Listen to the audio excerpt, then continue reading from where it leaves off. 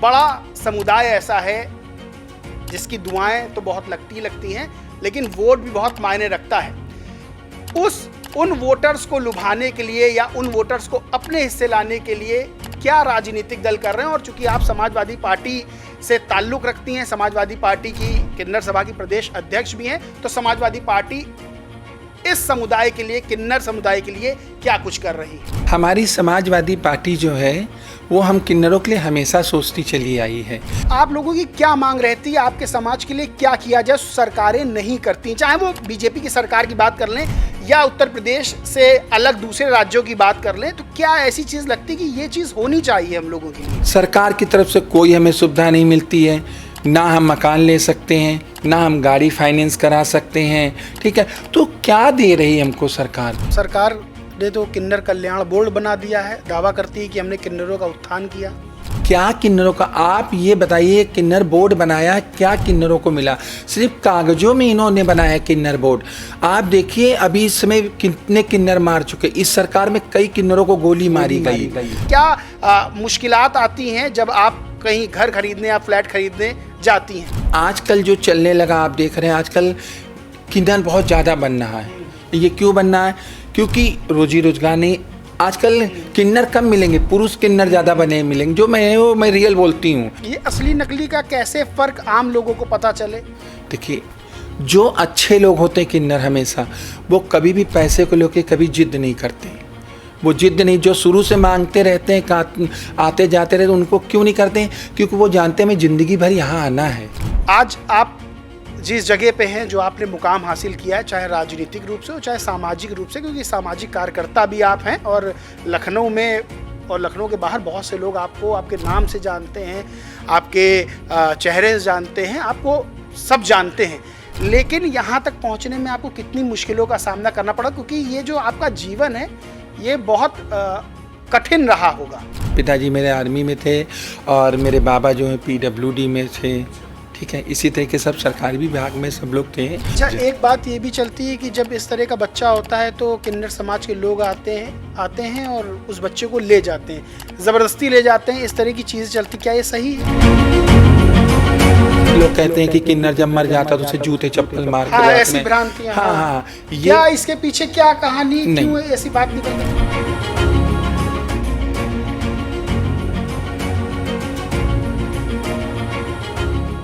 नमस्कार दोस्तों, स्वागत है आपका TV24 नेटवर्क में और मैं हूं अजय सिन्हा। आज हमारे खास कार्यक्रम में खास मेहमान मौजूद हैं। आपको बताएं कि उत्तर प्रदेश में जो राजनीति होती है वो सबसे अलग होती है और उत्तर प्रदेश में 2027 में विधानसभा चुनाव हैं, उसको लेकर सभी राजनीतिक दल अपनी अपनी तैयारियां कर रहे हैं। हर कोई वोटर्स को लुभाने की कोशिश कर रहा है, तमाम तरह के दावे और वादे किए जा रहे हैं। हर कोई चाहता है कि चाहे वो आधी आबादी महिलाओं की बात कर लें, चाहे पुरुषों की बात कर लें, उनका वोट जो है उस राजनीतिक दल को मिले। लेकिन एक ऐसा समूह भी, एक ऐसा समुदाय भी है जिसका वोट बहुत खास रहता है, उनकी दुआएं भी बहुत खास रहती हैं और उनका वोट भी बड़ा खास रहता है। और समय जैसे जैसे बदल रहा है, आगे बढ़ रहा है, उसमें उनकी शक्तियां भी सामने आती जा रही हैं। हमारे साथ खास मेहमान मौजूद हैं पायल जी, बहुत बहुत स्वागत है आपका। आपको बताएं कि समाजवादी पार्टी की जो किन्नर सभा है उसकी प्रदेश अध्यक्ष भी हैं और लखनऊ में, राजधानी लखनऊ की जानी मानी पर्सनालिटी भी हैं, तो बहुत स्वागत है आपका। मैंने बताया कि हर राजनीतिक दल अपनी अपनी तैयारियां कर रहा है चुनाव को लेकर, चाहे वो 26 में पंचायत चुनाव की बात हो, चाहे 27 में विधानसभा चुनाव की बात हो।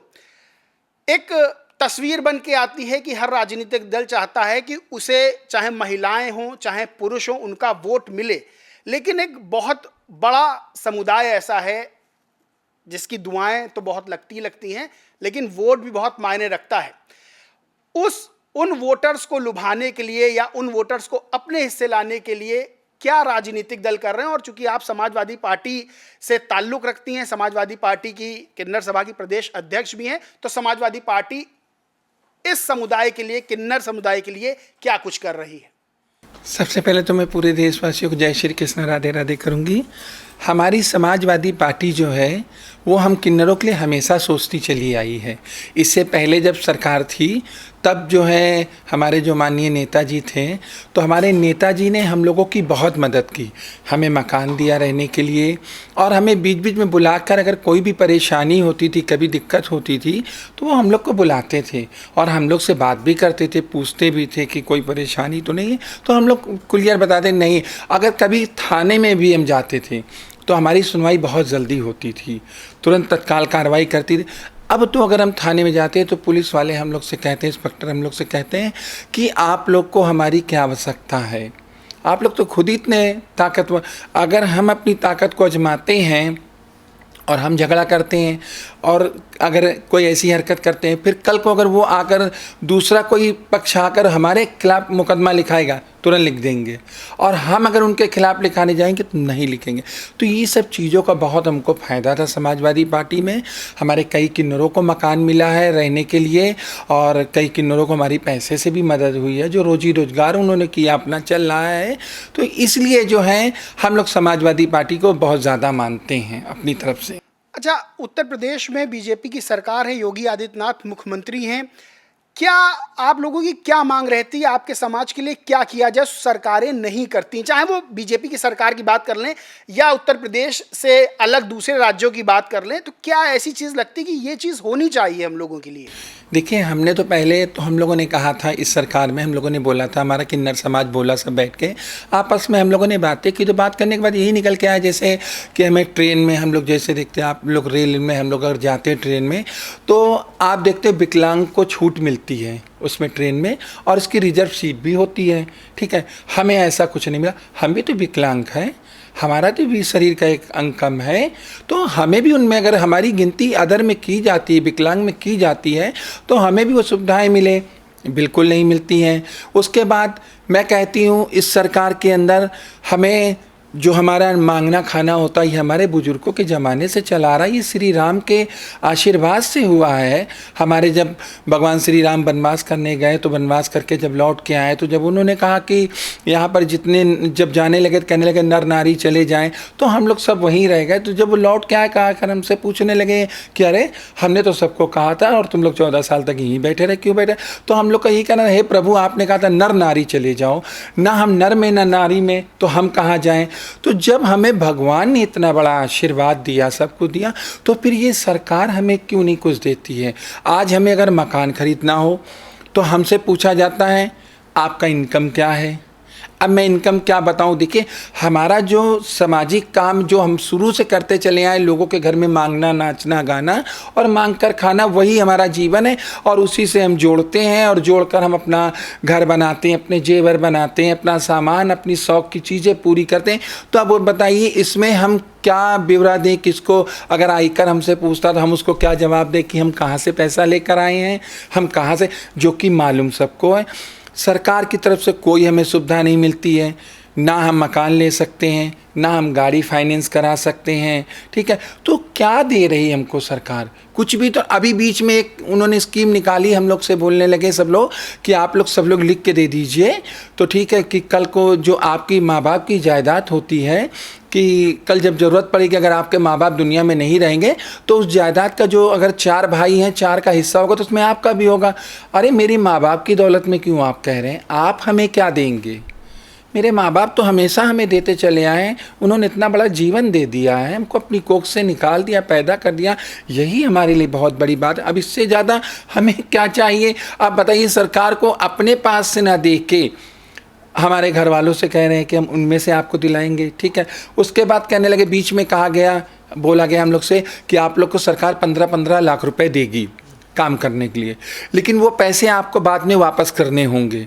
तो आप ये बताइए, मानते अगर वो हमें 15-15 लाख दे रही है काम करने के लिए, हमने ले लिया और हम काम किया, क्या पता हमारा काम ना चला, तो हम वो 15 लाख कहाँ से? अरे एक बार तो हमें उनको सहायता देना चाहिए कि ये हमेशा के लिए इनको दे दिया, इसके बाद हमें चाहे कोई मदद दें या ना दें। तो हम उससे अपना करेंगे, आगे चल के काम करेंगे, नहीं करेंगे तो हम आगे मुंह खोल के मांगने लायक तो नहीं रहेंगे। हम सरकार से कोई आरोप तो हम सरकार को तो नहीं देंगे। अब ऊपर से आजकल चलने लगा, लोगों में भ्रम फैल गया कि अब आपका जो है ये धंधा बंद होने जा रहा है, आप लोग बधाई नहीं मांग सकते, आप लोग ये नहीं कर सकते। वो आपको उस पर नज़र क्यों डालें? वो हमारा पुश्तैनी काम है। जिस तरीके बाबा लोग करते हैं, मांगते खाते हैं, उनका क्या है? अगर हमारा बन करे तो उनका भी बन करिए। वो भी तो यही काम करते हैं, हम भी भीख मांगते हैं, वो भी भीख मांगते हैं।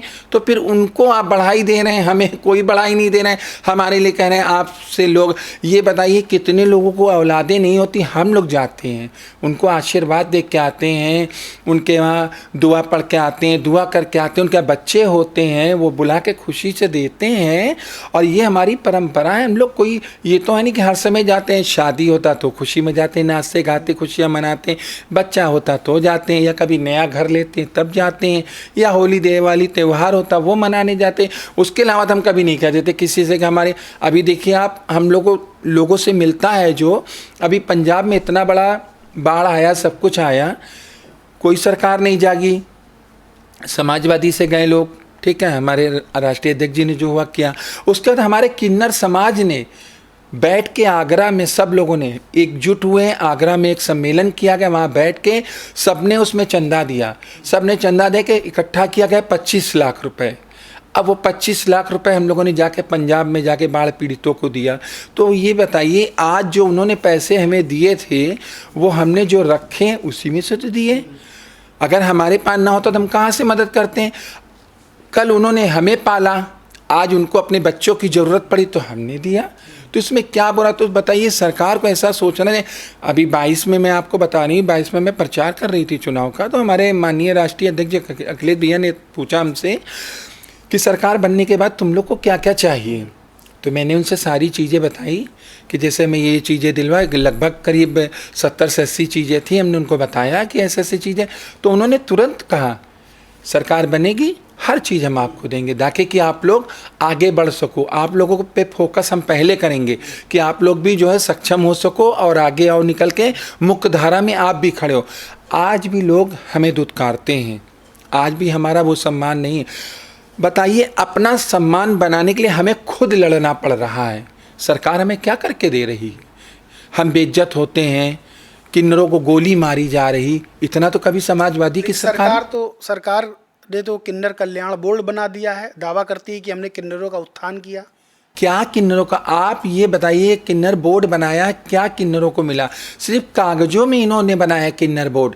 आप देखिए अभी इस समय कितने किन्नर मार चुके। इस सरकार में कई किन्नरों को गोली मारी गई, ठीक है, कोई कार्रवाई नहीं हुई, मुलजिम आराम से छूट के चला गया। तो ये बताइए, अभी कोई एक आम आदमी मार दिया जाता तो बहुत ही मुश्किल ही होती जो जमानत होती। बताइएगा, किन्नर का कोई बोलने वाला नहीं है तो सहारा तो हमें सरकार का ही है ना। हम तो उसी से आसरा करते हैं कि वही मेरा जीवन है भाई, वही मेरी ताकत है, हम उसी से जीतेंगे। तो बताइए, जब सरकार हमारा साथ नहीं देगी तो हमें तो गाजर मूलिक तरीके लोग मार ही देंगे। आते हैं हमारे घर में घुस जाते, चोरी हो जाती, डकैती डाल देते, लूट ले जाते हैं, हमारे घर से सामान लूट ले जाते हैं, हम लोग को गोली मार दी जाती है, हम लोग को रोड पर मारा जाता है। बताइए, लाठी डंडे चलाए जाते हैं, उस पर कोई कार्रवाई नहीं होती है। तो क्या तमाशा बनाई है सरकार? क्यों ऐसा हमारे साथ कर रही? क्या हम इंसान नहीं हैं? क्या हम नहीं सोचते समाज के लिए? अगर आप हमें मौका दोगे, ठीक है, तो हम कह रहे हैं हम सारा किन्नरों को आप मौका दीजिए। जिस तरीके सबको सम्मान मिल रहा आप हम लोग को भी दीजिए। हम भी ITR फाइल करेंगे, हम देंगे टैक्स सरकार को, हम जिस चीज़ से कमाते हैं हम उसका देंगे। हम उसके लिए मना नहीं कर रहे कि नहीं देंगे, अच्छी बात है। अगर हमारे पैसे से सरकार में कुछ भला हो रहा है तो हम भी देने के लिए तैयार हैं। मैं ITR फाइल करती हूँ, मैं देती हूँ, मुझे कोई दिक्कत नहीं है कि भाई हमें जो थोड़ी सुविधा मिलती, भाई मैं थोड़ा समझदार हूँ, मुझे मालूम है। लेकिन हर किन्नर समझदार नहीं है। हर किन्नर को आज ऐसे ऐसे किन्नर पड़े हैं कि जिनके पास घर द्वार नहीं है, रहने के घर नहीं है, किराए के घरों में रहते हैं। अगर वो ID बनवाने जाते, वोटर कार्ड या आधार, तो लोग वहाँ कहते हैं कोई प्रूफ लेके आइए। जहाँ रह रही वहाँ। अब ये बताइएगा ना, हम मकान मालिक से कहेंगे कि आप चलो, तो क्या वो मेरे साथ जाएगा कहने के लिए कि कहीं को मेरा मकान ना हड़प कर ले जाए? भाई डर तो वैसे भी पैदा है किन्नरों के प्रति लोगों के अंदर। तो वो कहती है कि जाइए कुछ लेके आइए, आप अपना कुछ प्रमाण पत्र लाइए, तब हम आपका बनाएंगे। हम प्रमाण पत्र कहाँ से लेकर आए? जब हमने घर ही वालों ने मुझे भगा दिया है, जब मुझे कहीं का नहीं छोड़ा, तो मैं प्रमाण पत्र आपको कहाँ से दे दूँ? आप हमारी जाँच करिए, पता करिए हम कब से रहते हैं, कितने बरसों से यहाँ रह रहे हैं, सब चीज़ें आप जानकारी लेके आप हमारा आधार बना दीजिए, आप हमारा वोटर कार्ड बना दीजिए, हमें भी ले आइए मुख्य धारा में। तो आप मुख्य धारा में ना ला के आप दुनिया भर की बातें पर। अब वही चीज़ मैं देखती हूँ, अगर आदमी 5,000 2,000 रुपये दे दे तो आधार भी बन जाता है, वोटर कार्ड भी बन जाता है, ये चीज़। और अगर हम फ्री में कहते हैं बनाने के लिए तो कोई नहीं बनाता। बहुत से किन्नर हमारे ऐसे जिन्होंने पैसा दे के बनवाया, बताइए, लोग पैसे ले गए बना के दे गए। इससे पहले की सरकारें थी, हमें कभी इतनी दिक्कत नहीं हुई, कभी भी दिक्कत नहीं हुई।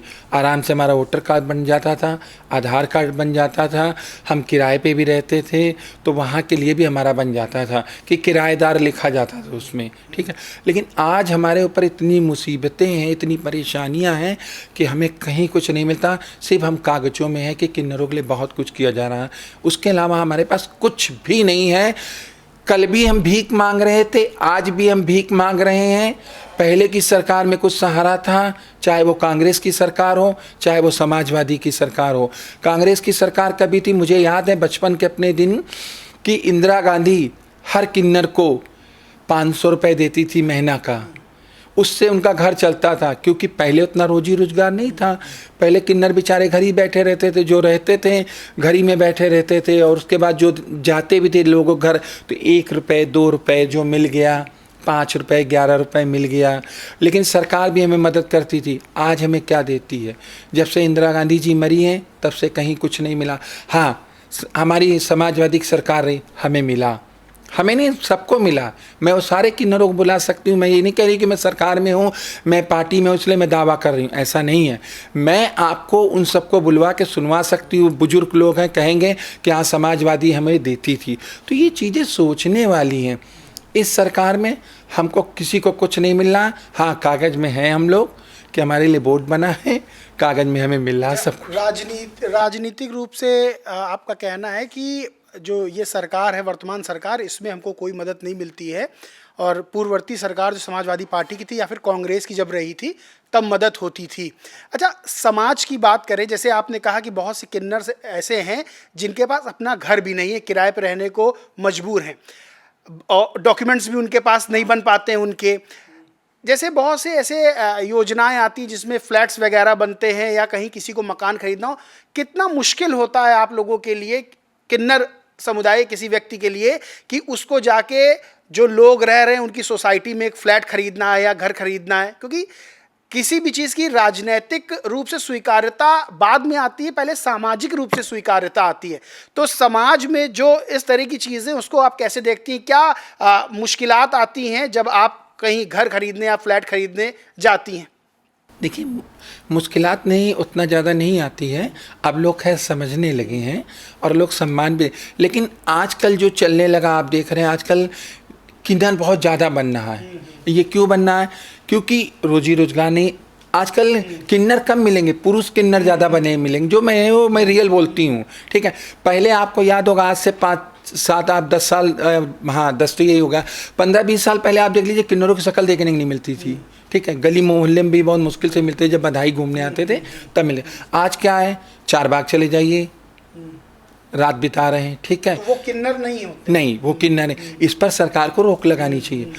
अभी मैंने सुना था कुछ दिन पहले कि राजस्थान में जो है सरकार दे रही है 2 लाख रुपए सेक्स चेंज करने का। फिर यहाँ मुझे सुनने को मिला कि ऐसा है, लेकिन मुझे मतलब मिला, मैं कंफर्म नहीं कह सकती इस चीज़ को। तो मैं कहती सबसे पहले इस पे रोक लगनी चाहिए। जो डॉक्टर इस पे करता है, वहाँ पर लिखा पढ़ी स्टाम्प पेपर बनवा के करता है, इस पर रोक लगनी चाहिए। आज अगर किन्नरों की तादाद बढ़ रही है तो इसका जिम्मेदार कौन? मैं तो सरकार को ही कहूँगी ना कि एक समय तक किन्नरों को शक्ल देखने की नहीं मिलती, आज किन्नर मारे मारे फिर रहे हैं, कोई बस मांग रहा, कोई ट्रेन मांग रहा, कोई रोड पे खड़ा है। तो ये सब कहाँ से यानी कि जो लड़के हैं और बाद में वो किन्नर में परिवर्तित हो जाते हैं ऑपरेशन करा के, सेक्स चेंज करा के, और वो मांगते हैं बसों ट्रेनों में और जगह जगह, और बदनामी किन्नर समाज की होती है। एक समय था कि किन्नरों के पैर लोग धोते थे, एक समय था, मुझे पता है, लोगों के पैर धोते, लोग पैर छूते थे। आज क्या हालत हो गई है इन लोगों की वजह से कि किन्नरों को धुतकार के भगाया जाता है। ऐसी हालत हो गई है। लोग कहते हैं निकलो बाहर, तुम लोग नकली हो।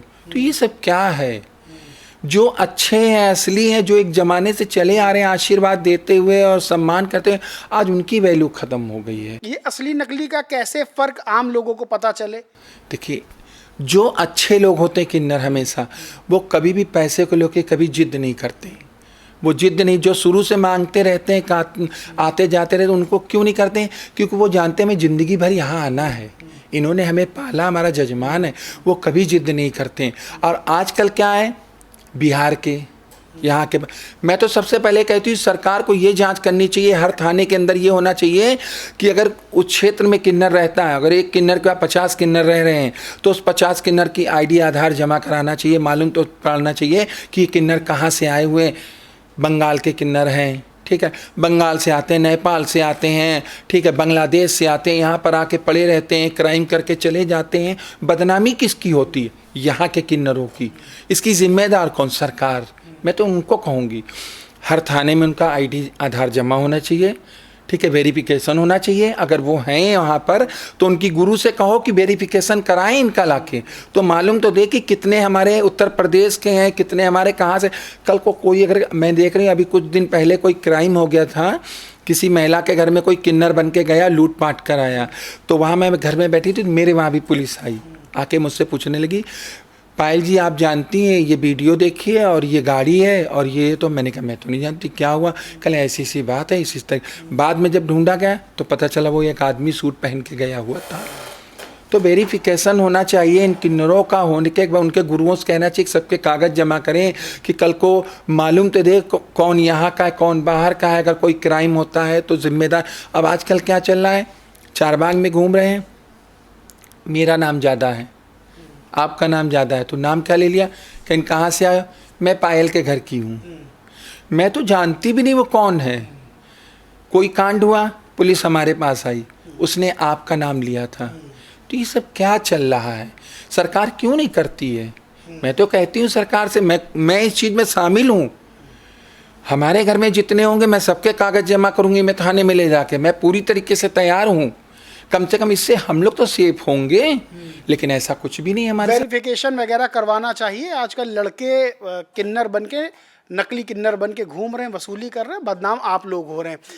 पायल जी, आप राजनीतिक रूप से सक्रिय हैं, समाजवादी पार्टी में आपको बड़ा पद मिला हुआ है और अखिलेश यादव के भी बड़े आप करीबी नेताओं में से एक हैं। वो फ़ोटोज़ जब सामने आती है, अखिलेश यादव कुछ ट्वीट करते हैं, अगर आप वहाँ मौजूद हैं प्रेस कॉन्फ्रेंस के दौरान तो आपकी फ़ोटो ज़रूर सामने आती है।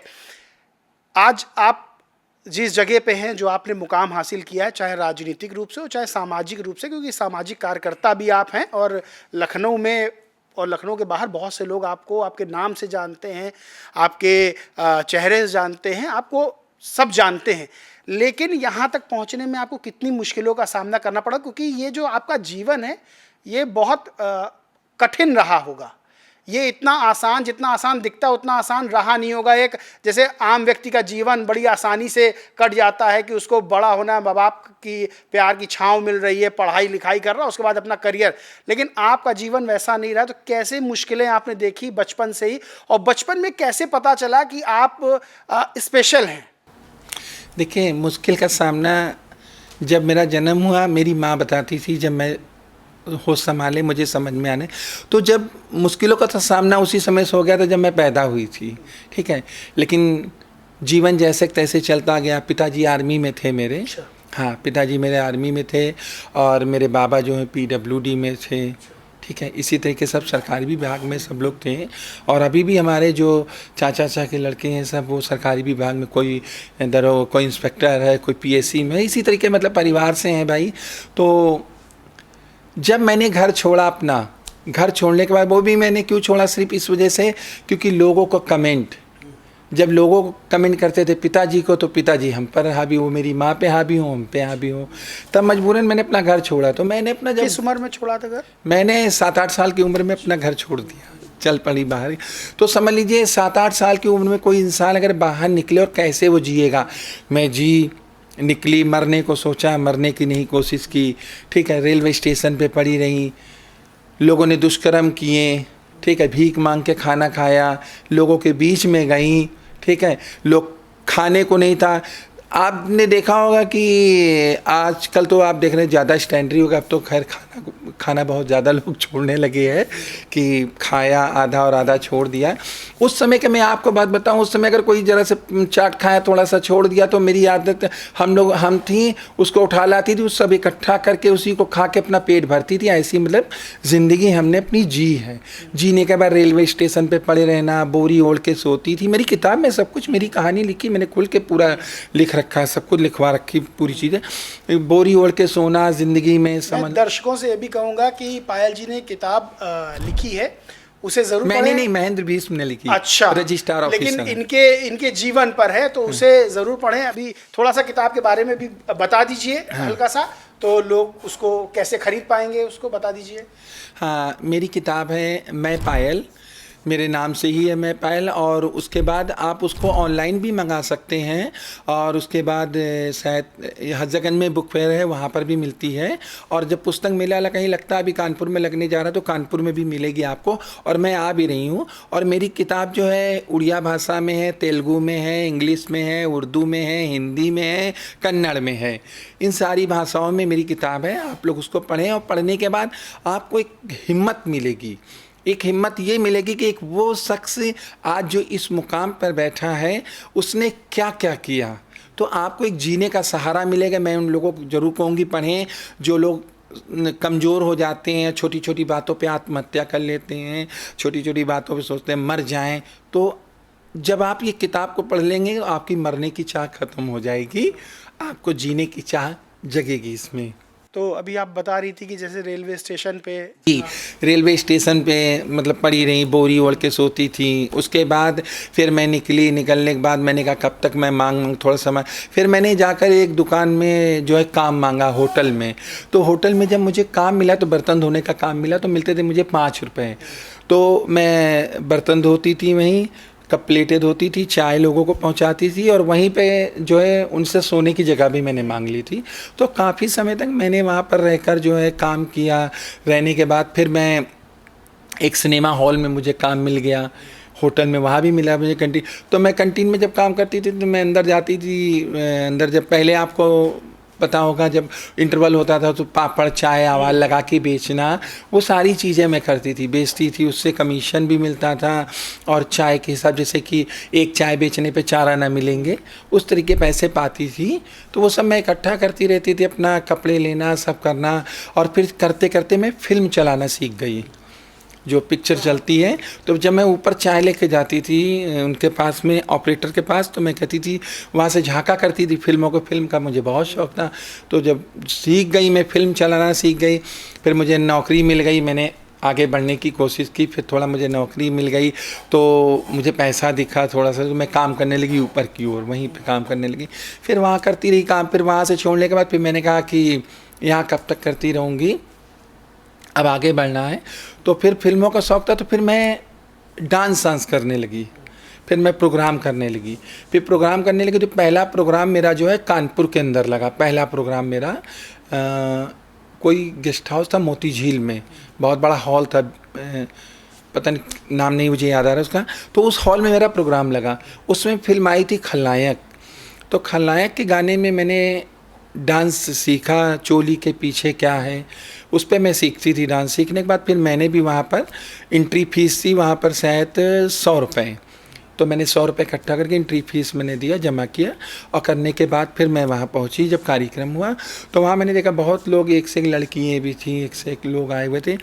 तो मैंने भी लहंगा उसी तरीके खलनायक के तरीके जैसे था वैसे लहंगा चोली वोली सब बनवाया, तैयार किया पूरा पहन के, फिर मैं पहुंची मंच पे। जब मैंने डांस किया है और करने के बाद जब मैं मंच से उतरने इतनी तालियां बजी, तो जब मैं नीचे आई तो सब मुझसे कहने लगे फर्स्ट प्राइज़ तुम जीतोगी। तो मैंने कहा मैं कहाँ जीतूंगी, इतने अच्छे अच्छे लोग, इतने अच्छे अच्छे डांसर हैं। तो जब उन्होंने मुझे आवाज़ लगाई कि पहला प्राइज़ जो है पायल को दिया जाता, तब मेरे आंखों में आंसू आ गए। लाइव का मेरा पहला पेपर में फ़ोटो था, वो मेरी ज़िंदगी का पहला फ़ोटो मेरा पेपर में आया। उसके बाद फिर मैंने संघर्ष शुरू कर दिया, फिर मैं डांस करने लगी, कार्यक्रम करने लगी, हर जगह आना जाना करते करते फिर मैं एडवर्टाइजमेंट में काम करने लगी। जैसे पहले होता था एडवर्टाइजमेंट, नहीं गांव-गांव जाना, किसी बारे में बताना, नुक्कड़ नाटक करके, हाँ उस तरीके करने लगी, उसमें पैसे मिलने लगे, ऐसे करती रही। फिर करते करते इसी तरीके मैं धीरे धीरे आगे बढ़ती चली गई, अपना मुकाम हासिल करते हुए। पायल नाम आपको किसने दिया? पायल नाम मेरी मम्मी ने दिया, ये नाम मेरी माँ ने ही दिया। मैंने मम्मी से कहा, मैंने कहा मम्मी मेरा नाम क्या है, तो कहीं तुम्हारा नाम क्या रखे, तो पहले उन्होंने कहा कि तुम्हारा नाम जुगनी है। तो मैंने कहा नहीं मम्मी ये मेरा नाम नहीं अच्छा। तो कहीं फिर तो हमने कहा पैर में आप क्या पहने, कहीं नहीं पायल पहने बिटिया। वो हमको बिटिया ही कहती थी, मेरी मम्मी बहुत प्यार करती थी हमको, सूट वूट पहनती थी, बिंदी उन्हीं के सामने लगाती, जब पापा आते थे सब छुड़ा देती थी जल्दी लीडर के मारे। और मम्मी रहती थी तो बड़े अच्छे से तैयार होकर खाना बनाना उनके साथ। तो मैंने कहा मेरा नाम मम्मी ये रखो। तो मम्मी ने कहा जाओ आज से नाम तुम्हारा पायल रख दिया। तो वो पायल ही नाम मैं चलाती रही हमेशा। आपने बताया 7 साल की उम्र से आपने घर छोड़ दिया, कितना मुश्किल होता है, क्योंकि 7 साल का बच्चा जिसको कुछ भी अकल नहीं होती है, और 7 साल का बच्चे के लिए जहाँ उसके मम्मी पापा बहुत प्यारे होते हैं, तो अब मम्मी पापा के लिए 7 साल का बच्चा बहुत प्यारा होता है। कितना मुश्किल रहा होगा वो कि घर छोड़ना, आपके लिए भी आपके मम्मी पापा के लिए भी। देखिए मेरी मम्मी तो बहुत परेशान थी और मैं उनके बिना रह नहीं पाती थी, मैं रोने लगती थी अगर उनसे साथ छूटता था। अब कैसे मैं रही हूँ और कैसे उन्होंने दिल पे पत्थर रख के मुझको भेजा। उन्होंने यही कहा कि हम रोज़ रोज़ तुमको पिटते हुए नहीं देखना चाहते, इससे अच्छा तुम छोड़ दो, हम नहीं देख पा रहे तुम्हें। तो मुझे उस समय बहुत मतलब दुख तो हुआ, लेकिन रोते हुए जैसे तैसे मैं निकली। लेकिन फिर आज मैं तो ये कहती हूँ, मैं अपनी मम्मी को भी कहती हूँ, अपने पिताजी को भी कहती हूँ कि ना अगर वो मुझे मारते ना मुझे भगाती तो आज मैं जहाँ बैठी हूँ यहाँ शायद ना पहुँचती। मैं भी उसी तरीके ज़िंदगी जी रही होती जैसे सब लोग जी रहे होते हैं। तो वो चीज़ तो मैं तो आज तो मैंने बहुत अच्छा समझती कि जो भी कदम उन्होंने उठाया अच्छा उठाया। बातचीत होती है? नहीं, मम्मी पापा मेरे एक्सपायर हो चुके हैं, मम्मी भी मेरे पास में ख़त्म हुई है, पिताजी भी मेरे, सब मेरा परिवार मेरे साथ हो गया था बिल्कुल। जब मैं 2000 में चुनाव लड़ी, उसके बाद मेरे परिवार ने जब मेरी फ़ोटो तो सब देखी है, सब बोले, उसके बाद मेरा परिवार मुझसे जुड़ गया। हाँ, जब देखा बहुत नाम हो गया मेरा और चलने लगा कि बहुत अच्छा, तो मेरा परिवार मुझसे जुड़ गया, फिर मेरी मम्मी भी सब साथ रहने लगी। हम आज समय जो है वो कितना बदला है, क्योंकि आज भी बहुत से बच्चे ऐसे हैं जो स्पेशल बॉर्न होते हैं, यानी कि स्पेशल होते हैं। और आज आप जब देखती हैं तो क्या लगता है कि समाज में कुछ बदलाव आया है, बच्चों को स्वीकार कर रहे हैं माता पिता, या आज भी वही परिपाटी चली आ रही है जो पहले थी? नहीं, मैं देख रही हूँ बहुत से लोग हैं जो स्वीकार करते हैं, और वो स्वीकार वही लोग करते हैं जो थोड़ा गरीब घर से होते हैं। वो कहते हैं मेरा बच्चा जैसा भी है मेरा बच्चा, हम इसके लिए जी लेंगे, ठीक है। लेकिन मैं बड़े घरों में देखती हूँ आज भी कि बच्चे अगर ऐसे होते हैं तो वो रखना पसंद नहीं करते हैं, वो आके छोड़ जाते हैं या भगा देते हैं या फिर किसी को दे देते हैं, ठीक है। तो अभी बदलाव नहीं हुआ लोगों के अंदर। मैं तो यही कहना चाहती हूँ पूरे देश से कि कभी भी अगर ऐसा बच्चा होता है तो उसमें उस बच्चे का कोई दोष नहीं है, आप उसे क्यों हटाते हैं, वो आपकी औलाद है, ठीक है। अभी आपके घर में अगर कोई एक विकलांग बच्चा पैदा हो जाता है, उसका पैर खराब है या हाथ खराब है, तो आप उसे बड़े प्यार से पालते हो, ये तो पूरी तरीके से अच्छा है। अगर आप अलग ही करते हैं तो आप उसका रहने का खाने का पूरा इंतजाम कर दें कि वो दर दर की ठोकरें ना खाए, इधर उधर मारा ना फिरे। तो मैं तो यही पूरे परिवार से कहना चाहती हूँ, हर पूरे देशवासी से इसी तरीके का कहना चाहती हूँ कि जैसे पायल भटकी है वैसे आप अपने बच्चों को मत भटकाएं, क्योंकि वो ज़माना दौर और था, ये ज़माना दौर और है। एक समय था कि लोग जो हैं मदद करने वाले मिल जाते थे। आज ऐसा समय आ गया है कि लोग मदद करने वाले नहीं मिलेंगे। ऐसे बच्चे अगर मिल जाते हैं तो कोई गुर्दा निकाल लेता है, कोई दिल निकाल लेता है, कोई कुछ कर देता है। तो ये हालत हो गई है इस समय देश की। तो मैं तो ये कहूँगी अपने बच्चे को आप लोग संभाल के रखें, और अगर आपसे नहीं संभलता है आप आएँ हमें दे जाएं। अगर आपसे नहीं संभलना आप हमें दे जाएं। अगर किसी को बच्चा भी नहीं पालना है वो भी आए हमें दे जाएं, हम पालेंगे, हम उसकी परवरिश करेंगे, हम उसे आगे बढ़ाएंगे। लेकिन आप रोटों पे मत फेंकें। मैं देखती हूँ बहुत लोग आते कूड़े में बच्चे फेंक जाते हैं, जिंदा बच्चे, उसको कुत्ते खा रहे हैं या और जानवर पकड़ते। तो मैं ऐसे लोगों से यही कहना चाहूँगी, अगर आपको नहीं पालना, अगर आपसे कोई गलती हो गई हो तो उस गलती के लिए आप उसकी जान मत लें, आप हमें चुपचाप दे जाएं। मैं गुप्त ही रखूँगी, मैं कभी नहीं बोलूँगी कि मुझे कौन देखे गया है। मैं उसे पालूँगी, उसका भविष्य बनाऊँगी, और जब आपका मन हो आके आप हमारे वहाँ देख अच्छा, जाएं। एक बात ये भी चलती है कि जब इस तरह का बच्चा होता है तो किन्नर समाज के लोग आते हैं और उस बच्चे को ले जाते हैं, ज़बरदस्ती ले जाते हैं, इस तरह की चीज़ चलती। क्या ये सही है? नहीं नहीं, ये नहीं सही है, ऐसा कुछ भी नहीं है। नहीं नहीं नहीं, बिल्कुल हम लोग ऐसा बिल्कुल नहीं करते हैं। हम लोग तो प्यार से, अगर आप दोगे तो हम ले लेंगे। अगर आप पाल ले तो अच्छी बात, मेरे लिए तो खुशी की बात है कि आप में हिम्मत तो है ऐसे बच्चे की पालने की। तो नहीं है, ऐसा नहीं, ये सब अफवाह है। मैं इसके लिए भी अफवाह करी। और आजकल आप लोगों ने एक चीज़ और सुनी होगी कि लोग कहते हैं कि किन्नर जब मर जाता तो उसे जूते चप्पल मार के रात ऐसी में। भ्रांतियां। हाँ, क्या इसके पीछे क्या कहानी, नहीं, क्यों ऐसी बात निकल कर नहीं, सामने ऐसा आती है? ऐसा कुछ भी नहीं है। ये सब बातें गलत हैं। कितने किन्नर मर चुके हैं बाकायदा, और पूरी तरीके से उनको विधि विधान से हम लोग लेकर गए हैं। बस ये होता है कि जब किन्नर मरता है तो कोई आदमी उसमें किन्नर नहीं जाता है, इसलिए आपको पकड़ में नहीं आता है। अभी हमारे किन्नर मरे थे, बाकायदा पूरा मोहल्ला उनको उठा के ले गया, दफना के आए, सब कुछ करके आए। अगर हिंदू धर्म का किन्नर है तो हिंदू धर्म से जाता है, अगर मुस्लिम धर्म का किन्नर है तो हम मुस्लिम धर्म से जैसे भेजते और हैं। शव यात्रा निकलती वैसे ही निकाली जाती है। बिल्कुल वैसे ही निकलती है। और मैं देखती हूँ फिल्मों में लोग दिखाते हैं कि जूता चप्पल मार के ले जाते हैं, ऐसा करते हैं। लेकिन नहीं, ये सब गलत अफवाहें, लोग अपनी टीआरपी बटोरने के लिए कहते हैं, और ऐसी चीज़ों बिल्कुल। मैं तो कहती हूँ आप तमिलनाडु में चले जाइए, वहाँ पर जो है अरमान देव भगवान है, उनके साथ हमारी शादी होती है, उनके साथ हमारी शादी होती है। रात में मेला लगता है। अर्धनारीश्वर, हाँ, भगवान वही मैं पूजे बोल जाते हैं। रही, रात में मेला लगता है। मेला लगने के बाद पूरी रात हम लोग सुहागन बने रहते हैं। एक को सुहागन बनाया जाता है, और सुबह होते ही वो जो भगवान होते हैं हमारे, वो जिनसे शादी होती है वो एक्सपायर हो जाए, उसके बाद उससे विधवा बनाया जाता है। विधवा बना के फिर वो चूड़ी तोड़ी जाती है, फिर रोना गाना। तो ये चीज़ें हैं, हमको भगवान ने अपना दर्जा दिया, अपने साथ रखा है हमेशा। आपको मैं बताऊं, जब कृष्ण जी का हमारे जन्म हुआ था तब हमारे भोलेनाथ कहने लगे पार्वती जी से कि मैं कौन सा ऐसी चीज़ करूं जो मैं प्रभु को अपने हाथ में जाकर ले लूं। तो वो कहती कि प्रभु मैं क्या बोलूँ आपसे, कैसे आप ले लेंगे उनको जाके। तब वो कहते हैं कि क्यों ना ऐसा करें, हम अर्धनारीश्वर का रूप धारण कर लें, आधा किन्नर आधा पुरुष बन के जाएँ, ताकि उस बच्चे की हम बधाई बजा के लेके आएँ। तो बधाई का सिस्टम हमारा यहीं से चला। पहली बधाई हम लोगों ने गोकुल में ही बजाई कृष्ण भगवान की, उसके बाद से हमारा ये सिस्टम।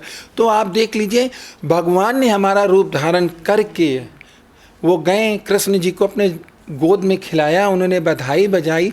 फिर हमसे लोग क्यों इतनी घृणा करते हैं? हम तो कहते हैं ऐसी घृणा करनी नहीं चाहिए। हम आपकी ही औलाद हैं, आपसे ही कोख से पैदा हैं, कोई हम दुनिया के अलग से नहीं गिर गए हैं जो आप लोग इस तरीके की बात करते हैं। जब आप हमसे गलत बात करते हैं, आप हमें गलत कमेंट करते हैं, देखिए अगर मैं ही आपको गलत कमेंट करूँगी तो आपको गुस्सा तो आएगा। इसी तरीके हमें भी गुस्सा आ जाता है। आप हमें अगर सम्मान दोगे तो हम ज़िंदगी में कभी किसी को बेइज्जत नहीं करते, हमेशा सम्मान देते हैं। और एक चीज़ मैं और बता दूं, जो हमारा मजाक उड़ाता है, ये रियल है कहानी, मैं लोगों के घरों को बता दूं, जो हमारी मजाक उड़ाते हैं उनके घर में हमारे जैसा ज़रूर पैदा होता है। ये भी सच्चाई है। आप देख लीजिएगा, हमारा जो मजाक उड़ाते हैं और तफरी करते हैं हमारे प्रति, उनके घर में भी कोई में कोई औलाद ऐसी निकल आती है कि आज तुम मजाक इनका बना रहे हो, कल तुम्हारा कोई मजाक बनाएगा। तो मैं कहती हूँ ऐसी हरकतें ना लोग करें हमारे साथ।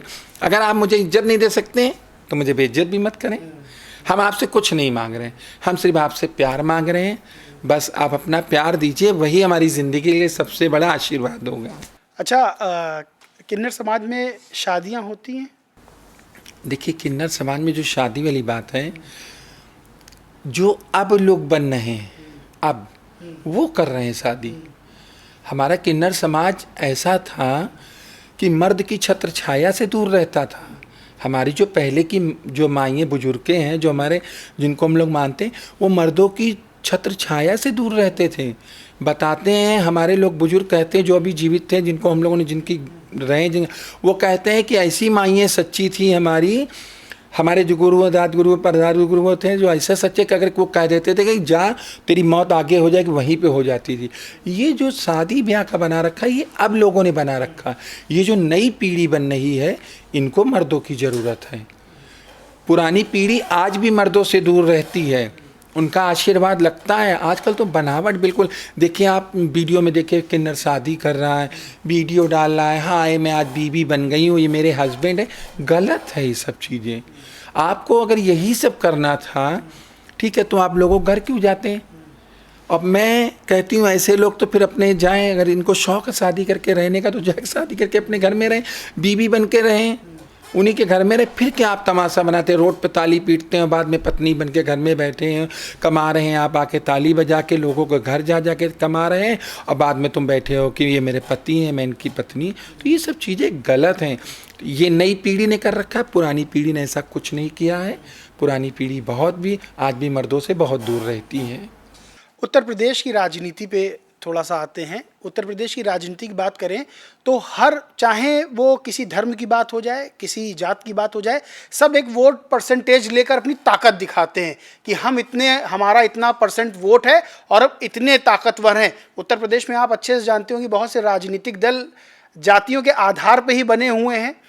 अगर हम किन्नर समुदाय की बात करें तो कितने परसेंट जो वोटर्स हैं उनका आंकड़ा सामने आता है? देखिए, हमारा किन्नर समाज अगर आप देखेंगे तो अगर पूरे हम देश की बात करेंगे तो कम से कम होंगे 1.5-2 लाख होंगे, अगर पूरी जगह गिनेंगे। हमारे उत्तर प्रदेश के अंदर कम से कम यहाँ होंगे 20 से 25 हज़ार लोग। अभी उत्तर प्रदेश पूरा बोल लेंगे, इतनी ज़्यादा आबादी हो गई है, पहले तो बहुत कम। लेकिन आज आधार कितने के हैं? बने होंगे ज़्यादा से ज़्यादा 1000 के, वोटर कार्ड 1000 के, इससे ज़्यादा नहीं है किसी के। तो मैं देखती हूँ प्रचार के लिए पार्टियाँ यूज करती हैं उनको, और जब उनको ज़रूरत होती है कोई काम उनका नहीं होता है। तो अब जो है किन्नर भी होशियार हो गया है। पहले किन्नर सबकी बातों में आ जाता था, अब नहीं कहा आता है। अब किन्नर अपने अधिकार की लड़ाई खुद लड़ना चाहता है, क्योंकि वो जानता है पहले भी हम खुद ही लड़ते थे, आज भी हम खुद ही लड़ना है। तो जब हमें सम्मान अपना खुद ही लेना है तो क्यों हम नेताओं के पीछे दौड़ें, क्यों हम इनके कहने पे वो करें जाके। तो आज का किन्नर आप देख रहे हैं राजनीति में तो उतर रहा है। राजनीति आप देखिए, गोरखपुर में मेयर थी, ठीक है, और आप देखिए वहाँ क्या नाम, कटनी भोपाल, वहाँ पे विधायक थी, ठीक है। मैं भी चुनाव लड़ चुकी हूँ 2000 में, मैं भी चुनाव, उसके बाद और भी कितने किन्नर चुनाव लड़ चुके हैं। तो अपनी अपनी किस्मत सब लोग आजमाएं। लेकिन मैं देखती हूँ अगर कोई किन्नर जीत जाता है तो पता नहीं क्यों नेताओं को दर्द होने लगता है। वो नहीं चाहता है, समाज ने हमें अपना लिया लेकिन नेता हमें नहीं अपनाना चाहता। वो नहीं चाहता कि हम विधानसभा में उसके बगल में बैठे जाके। आज भी उनके अंदर भेदभाव है। बात करते हैं वो समाज की लेकिन आज भी उनके अंदर भेदभाव। आप देख लीजिए, हमारे माननीय राष्ट्रीय अध्यक्ष अखिलेश भैया एक ऐसे शख्स हैं जिन्होंने अपने बगल में किन्नर को बिठाला, ठीक है। अभी तक आप बताइए, माननीय योगी जी को देख लीजिए, कभी कोई किन्नर उनके बगल में बैठा? किसी की फ़ोटो आपने देखी? एक ने खिंचाई भी तो कैसे खिंचाई है, इतनी दूर करके, ठीक है। और मैं अखिलेश भैया के बगल में बैठकर मैंने फ़ोटो खिंचाई है। मैं उनका हाथ पकड़ कर खड़ी हुई हूँ और हमेशा उन्होंने सम्मान, हमारा क्या, जितना किन्नर आता है सबका वो सम्मान करते हैं, सबके साथ फ़ोटो खिंचाते हैं। और नेताओं को आप देख लीजिए, कोई किसी के साथ फ़ोटो नहीं खिंचाता, कहता इनके साथ खिंचाएंगे लोग हंसेंगे मेरे ऊपर। क्या हंसेंगे? हंसते तो आप पे ऐसे ही हैं लोग। आप जो करते हो उस पर तो हंसी हंसी, आपकी कितनी हंसी उड़ाई जाती है आप जो करते हो लोगों के साथ में। आप क्या सोचते हो आपको दुआ दी जाती है ना? लोग आपको कोसते हैं आपकी हरकतों से। तो मैं कहती हूँ ऐसा कोई नेता ही नहीं है जो अखिलेश भैया जैसा बन जाए, और इसीलिए समाजवादी के साथ में सबसे ज़्यादा किन्नर है। अच्छा, जब अखिलेश यादव से मुलाकात आपकी होती है तो क्या उनसे बात करती हैं, क्या मांगती हैं अखिलेश यादव से कि भैया जब सरकार बनेगी तब ये योजनाएं करिएगा, ये हमारे समाज के लिए करिएगा, या पूरे सर्व समाज के लिए आप ये करिएगा, या अभी कौन सी ऐसी मांग करती हैं, बात होती है? नहीं नहीं, मैं कुछ नहीं मांगती हूँ। मैं यही कहती हूँ माननीय अध्यक्ष जी, राष्ट्रीय अध्यक्ष जी से, अपने भैया से कि भैया बहुत जल्दी आप जो है मुख्यमंत्री बनने वाले हैं और आने वाला समय आपका आ रहा है, प्रधानमंत्री भी आप बनोगे, देख लेना। आप ऐसे ही कहीं तुम ऐसे ही बोलती रहती हो। हमने कहा पक्का? अच्छा। मैंने कहा मैंने 24 में आपसे कहा था कि आप दिल्ली पहुंच रहे हो, देखिए पहुंच गए, ठीक है। और अब आने वाला समय आ चुका है। इसके अलावा हम कुछ, बल्कि वो खुद हमसे कहते हैं, हम लोग से बोलते हैं कि जैसे ही सरकार बनेगी तुम लोग को मुख्यधारा पूरी तरीके से लाएंगे, तुम लोग को जो जो चीज़ की ज़रूरत होगी वो तत्काल तुम्हारे लिए किया जाएगा, सबसे पहले ध्यान दिया जाए।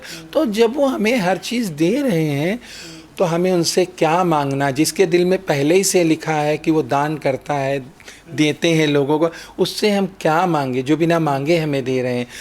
तो हम 2024 में देखिए, बिल्कुल किसी ने सोचा भी नहीं होगा इतनी बड़ी जीत अखिलेश यादव को मिलेगी, और देखिए 37 सांसद जीत गए। अरे 10 सीटें और आती, 10 सीटें हम लोग की और थी।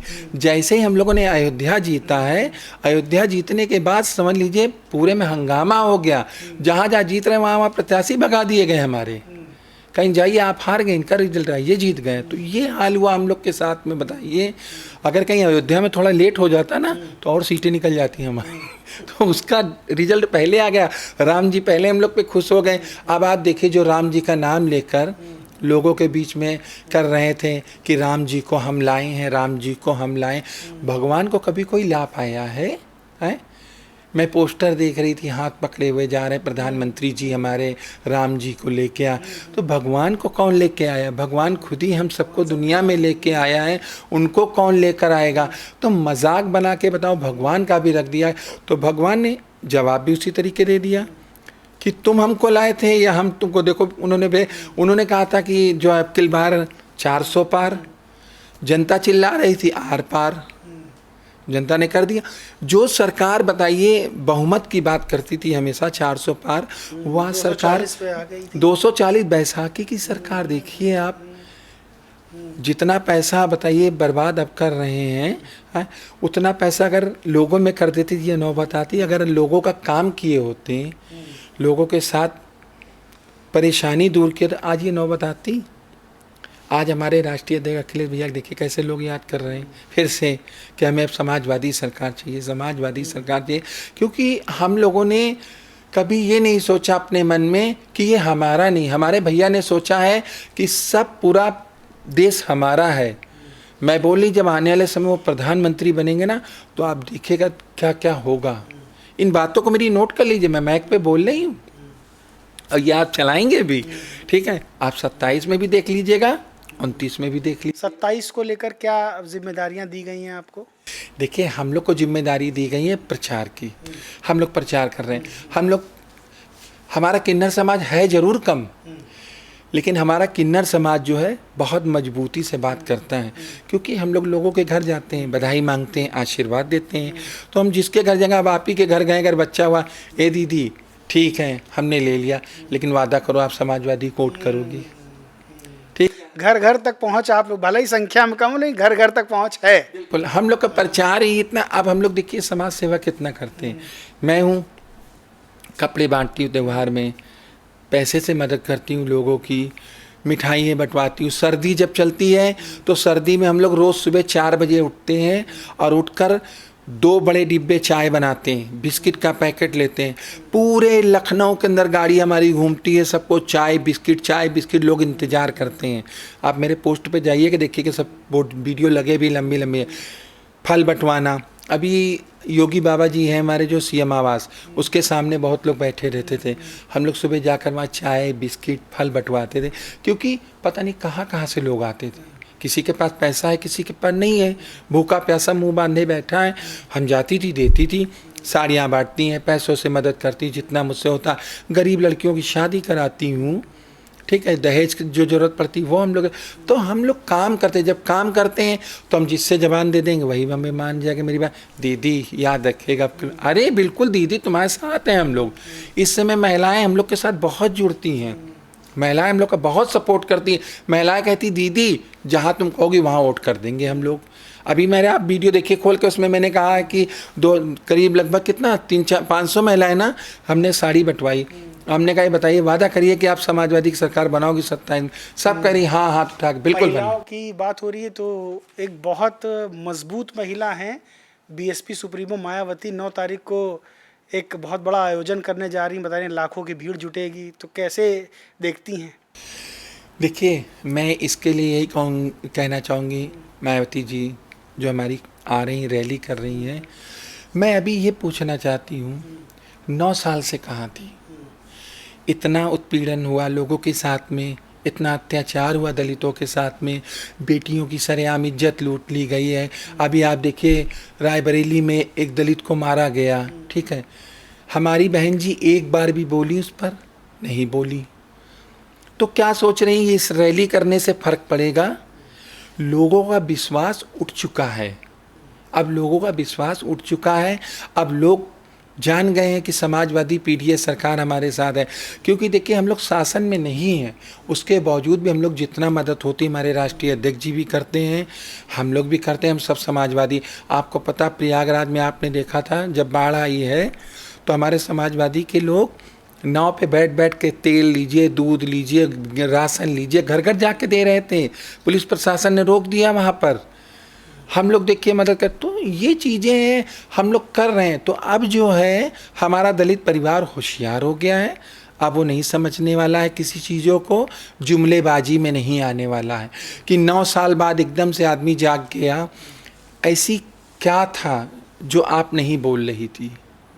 आपको बोलना चाहिए, आप मुख्यमंत्री रह चुकी 2-3 बार, आपको तो बोलना चाहिए, तत्काल खड़े होना चाहिए उनके पक्ष से। आपको बोलना, तुरंत ट्वीट करना चाहिए, तुरंत आपको बाहर निकलना चाहिए, रैली करनी चाहिए, धरना करना चाहिए। कौन कर रहा था? समाजवादी के लोग। अत्याचार उनके साथ हो रहा था, धरना प्रदर्शन समाजवादी के लोग कर रहे थे, उनके साथ बराबर से खड़े होकर कदम से कदम मिला के चल रहे थे। ऐसी कौन सी मजबूरी थी हमारी बहन जी की जो ऐसा नहीं कर रही थी? तो ये सब चीज़ें आप देख रहे हैं। अब वो कह रही हैं कि मैं ना तो एनडीए के साथ हूँ ना इंडिया के साथ हूँ। उन्होंने कहा ना, अगर आप एनडीए के साथ नहीं थी, इंडिया के साथ नहीं है, तो फिर क्यों नहीं आप बोल रही थी 9 साल से? आपको बोलना चाहिए। इतना कुछ हो गया, उसके बाद आज आप जागी हैं। जब चुनाव आया है करीब में, तब हमारी बहन जी जागी हैं, हमारी मायावती दीदी अब उठी। बताइए 9 साल बाद जब चुनाव, लगता है अब कुछ होगा? कुछ नहीं होगा। लोग जाग चुके हैं पूरी तरीके से। जिस तरीके बीजेपी को जवाब देंगे उस तरीके इनको भी जवाब देंगे, क्योंकि लोग जो है ना प्यार के भूखे हैं, ठीक है। अब जात पात वाली चीज़ें ख़त्म हो गई हैं। पहले जात पात चलता था कि ठाकुर है ठाकुर तरीके भाग गए, यादव है यादव तरीके भाग गए, दलित है दलित तरीके, मुस्लिम है। अब ऐसा नहीं, मुस्लिम भी बढ़ गया, दलित भी बढ़ गया, ठाकुर भी बढ़ गया, यादव भी बढ़ गया। अब सब समझदार हो गए। 10 साल के अंदर इतना कुछ सिखा दिया है इस सरकार ने हम लोगों को, इतनी बातें सिखा दी है कि अब लोग जान गए हैं कि कैसे हमें करना है, क्या करना है। अब तो लोगों ने ये मन बना लिया है कि पैसे खाएंगे कहीं से और वोट डालेंगे कहीं पे जाकर, क्योंकि अंदर हो गए लोग कि अंदर तो देख नहीं रहे कि अंदर हम किसको वोट डालेंगे, अंदर तो वो देख नहीं रहे। अब उन्होंने कहा डाल दिया, हाँ डाल दिया, तो लोग ये कह रहे हैं कि अब हम वोट कहीं और डालेंगे क्योंकि हम लोग तंग। सबसे बड़ी मजबूरी क्या है? युवा। आज का युवा बेरोजगार हो गया। आप देख रहे हो पेपर होता है, ठीक है, नौकरी का पेपर लीक हो जाता है, उसके बाद ख़त्म, फिर होता है फिर। आप ये बताइए, एक गरीब 500 रुपये का एक पेपर खरीदता है, ठीक है, एक खरीदता है, खरीद के भरता है, जमा करता है, और आप पल भर अगर कम से कम 50 लाख 1 करोड़ लोगों ने भरा नौकरी का पेपर और उसके बाद में आपने लीक कर दिया, ठीक है, 500 रुपये गया, वो 500 रुपये का 50 लाख का जोड़िए कितना हो गया। सरकार को चाहे, ठीक है, पेपर लीक हो गया, आप वो 500 रुपये उनके वापस कर दें। फार्म के पैसे बेचारे पता नहीं किस तरीके उन्होंने जोड़ के 500 रुपये का फार्म खरीदा था, उसका पैसा वापस कर देना चाहिए। नहीं, फिर तैयारी कर दी, फिर बेचारे खड़े हो गए, फिर बनी, फिर लीक हो गया। कब तक खेलोगे, कब तक लोगों से खेलोगे? जनता बहुत समझदार हो गई है, पढ़ी लिखी जरूर नहीं है, कुछ लोग नहीं पढ़े लेकिन कढ़े बहुत हो गए हैं, कढ़े बहुत हो गए। अब जान गए किसको कैसे हमें, जैसे गांव में नहीं देखते हैं हरा कैसे हाँका जाता है, वैसे अब वो समझ गए हैं कि किसको कैसे हाँकना है। तो अब लोग जाग चुके हैं, सबसे ज़्यादा हमारा युवा जाग चुका है पूरे। आपको पता होगा 22 का चुनाव था तो हमारे माननीय राष्ट्रीय अध्यक्ष जी ने कहा था कि जब सरकार बनेगी तो 300 यूनिट बिजली, ठीक है, और पानी हम आपको फ्री देंगे। इसी बात को आपने देखा होगा बीजेपी सरकार भी यूज करने लगी थी, वो भी कहने लगी मैं भी दूंगा। आप लोगों ने भी सुना था, हम लोग भी सुने। उसके बाद इन्होंने सरकार बना ली, क्या दिया? नहीं दिया। अब जब लोगों ने मांगा तो कहीं हम नहीं देंगे, तो जुमला था। तो कब तक जुमला लोग लेंगे? 15 लाख का जुमला था, बिजली पानी जुमला था। आप दिल्ली में देख लीजिए, दिल्ली में इनकी सरकार बनी, दिल्ली में इन्होंने कहा कि हम आपको, अगर दिल्ली में मेरी सरकार बनेगी तो हम आपको जहाँ पे झुग्गी है वहीं पे मकान देंगे, ये चीज़ कहा था। बस में फ्री, पानी फ्री, बिजली फ्री, ठीक है, केजरीवाल जी हमारे देते थे, पानी फ्री भी। आज क्या हाल है? जहाँ झुग्गी थी वहाँ मैदान हो गया, जहाँ पानी था ख़त्म हो गया, बस ख़त्म हो गई, ठीक है। 2-2 हज़ार रुपये का ईंधन हर महीने डालेंगे, वो भी गायब हो गया। आज दिल्ली के अंदर लोग बेरोजगार हो गए हैं। जो पहले उठते थे बोलते थे, आज वो कोस रहे हैं। जो अब वो कहते हैं कि मैंने वोट दे के गलती की, रो रो के कह रहे हैं। वहाँ की महिलाएं कोस रही हैं, बुरी तरीके से कोस रही हैं इन लोग को। माननीय प्रधानमंत्री जी ने कहा हमने बहुत से मकान दे दिए हैं लोगों को, लेकिन किसी के पास मकान है। आपने देखा होगा, मैंने कई बार पोस्टर देखा था, पोस्टर लगा हुआ था, उस पर महिला खड़ी थी कि ये इनका नया मकान। मीडिया वाले वहाँ पहुँच गए, उनके घर पहुँच गए तो वो झुग्गी में रह रही थी। तो उन्होंने कहा मैडम आपको मकान मिल गया? कहीं नहीं, मुझे तो मकान नहीं मिला। कहीं लो, आपका तो पोस्टर लगा हुआ है, इतना बड़ा बड़ा यानी बीजेपी जुमलेबाजी कर रही है। 27 में उत्तर प्रदेश में समाजवादी पार्टी की सरकार पूर्ण बहुमत के साथ बनेगी। देखिए, पहली बात तो क्या होता है, हमारे उत्तर प्रदेश की एक खासियत है कि ज़्यादा से ज़्यादा 10 साल चलाती है, 10 साल के बाद सरकार कोई नहीं चलाती है। तो अब इनका जाने का समय आ गया। आप देख रहे हो सबसे ज़्यादा इस समय उत्पीड़न हो रहा है, इतना ज़्यादा हो रहा, आप खुद देख रहे होगे हर जगह लोगों को गोली मारी जा रही, लोग मर रहे, रेप हो रहा। अभी हम लोग गए थे, अम्बेडकर नगर गए हुए थे जलालपुर, तो वहाँ पर एक बेटी के साथ में बलात्कार हुआ, 4 लोगों ने बलात्कार किया, उसको मार दिया, मार के फेंक दिया। हम लोग उसके घर गए, मैं घर गई, मुझसे जो हुआ मैं मदद करके आई, उनको देख के आई। अब उन्होंने यही कहा कि पुलिस प्रशासन ने कहा है कि जो है इनको आप दफना दीजिए और जब ज़रूरत होगी इनको निकलवा लेंगे हम। तो ये बताइए, उसको आपने दफनवा दिया है, क्रियाक्रम करवा दिया है, आप अगर 10 दिन बाद निकालोगे तो उसमें क्या निकलेगा, क्या मिलेगी उसके अंदर बताइए। तो इस तरीके की हरकतें बताइए, और पकड़ा किसको? उसके रिश्तेदार को पकड़ के लाएं, उनके रिश्तेदार को तो चीज़ें आप देख रहे हैं इतना ज़्यादा बढ़ चुका है। खैर हमें सब बातें नहीं कहनी चाहिए, लेकिन हम भी एक जनता, हम भी एक वोटर भी हैं, नेता के साथ वोटर भी हैं, हम भी वोट देती, हमें भी अधिकार है बोलने का, तो मैं इसलिए बोल रही हूँ। तो ये सरकार सिर्फ जुमलेबाजी कर रही है और कुछ नहीं। और मुझे पता है ये जो भी वादे करती हैं सब झूठे हैं।